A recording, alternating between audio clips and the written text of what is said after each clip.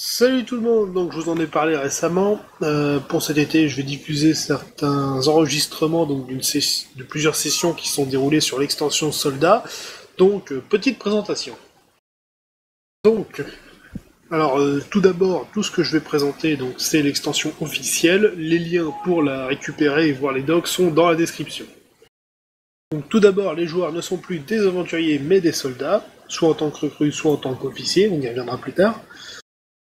Mais l'extension en elle-même, donc déjà, avantage de manière globale, c'est que en tant que soldat et non plus aventurier, on a un système de récompense et punition qui est intégré. Autrement dit, l'officier en charge peut proposer récompense ou punition pour certains joueurs, et le MJ décidera si oui ou non. C'est un peu une manière de forcer l'équivalent de ce qui est pour les aventuriers les Billy Buck et manque de bol, même s'ils sont toujours là. Mais c'est en plus. L'intérêt second, c'est on peut monter en grade et gagner en prestige. Et avec les grades s'accompagne donc de meilleures payes, de meilleurs matériels, etc. Le matériel étant gratuit et fourni à chaque niveau. En tant que soldat, on est un professionnel, donc on a un salaire quotidien qui varie selon si on est en poste ou en mission courte ou longue. Et qui plus est, on est constamment nourri et logé gratuitement, on n'a pas à payer de sa poche, donc l'argent ne sert qu'à acheter du stuff et des compétences. Parce que oui, en tant que soldat, on peut aussi avoir accès à tout un panel de professeurs pour acquérir diverses compétences, ce qui permet d'avoir une évolution de personnage beaucoup plus personnalisée qu'un aventurier qui est limité par sa race et sa classe.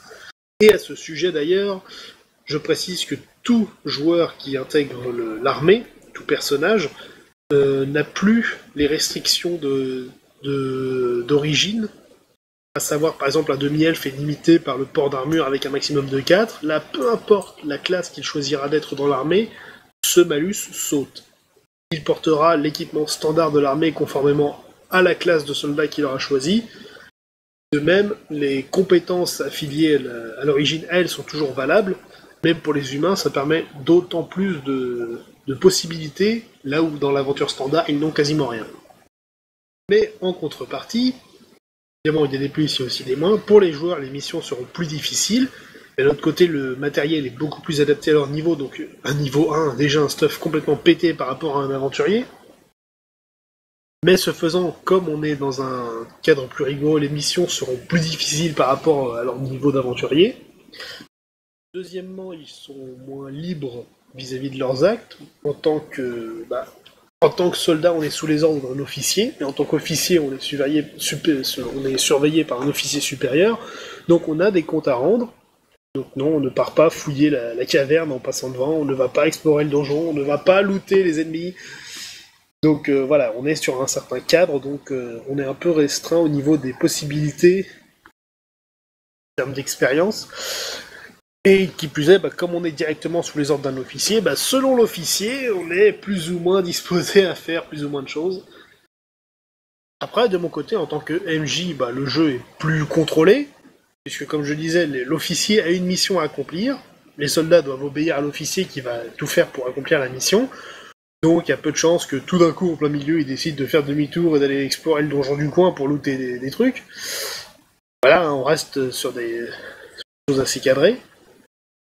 Pendant les voyages, on perd un peu moins de temps, puisque là, tout est déjà réglé en termes de bouffe, de distance, etc. On file le matos. Si jamais j'ai aucun joueur pour jouer l'officier en charge de mission, je peux le faire moi-même. J'intègre mon personnage d'officier supérieur en tant qu'officier de mission. Et de toute façon, les règles de base de Nullbug restent inchangées. C'est juste de nouvelles classes de perso.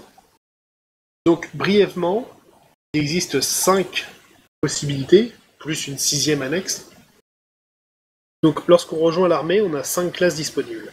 Soit on joue officier, donc officier c'est le chef du groupe, c'est lui qui va mener la mission, il reçoit les ordres de mission, il reçoit tout l'équipement qu'il devra distribuer à ses soldats en fonction de leurs compétences, et lui d'accomplir la mission par ses propres moyens avec l'aide de ses soldats.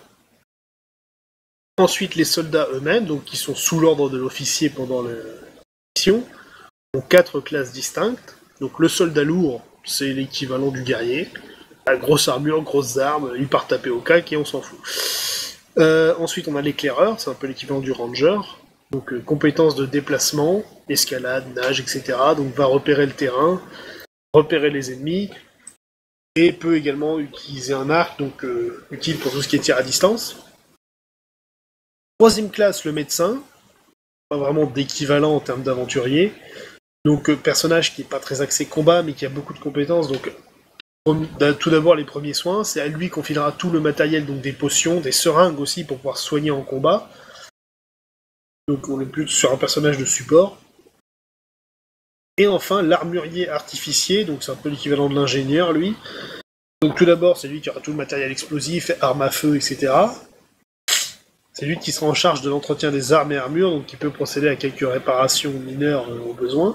Donc, et qui peut aussi, en tant qu'ingénieur, fabriquer 2-3 bidouilles avec ce qu'il trouvera sur le coup. Et donc ça c'était pour les classes de soldats. Il y en a une spéciale, c'est les volontaires, c'est l'équivalent d'aventuriers qui s'engagent dans l'armée de manière temporaire.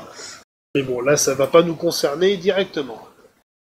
Voilà, c'était une présentation assez brève.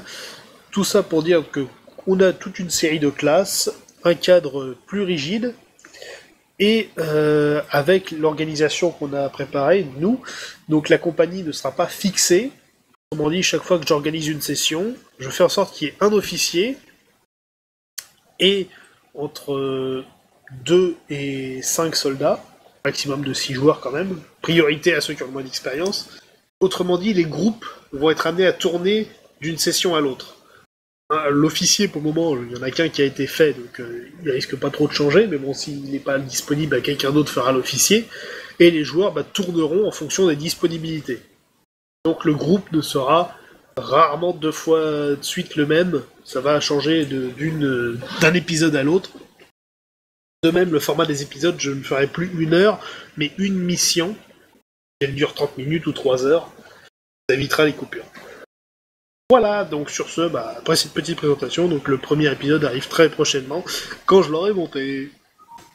D'ici là, salut!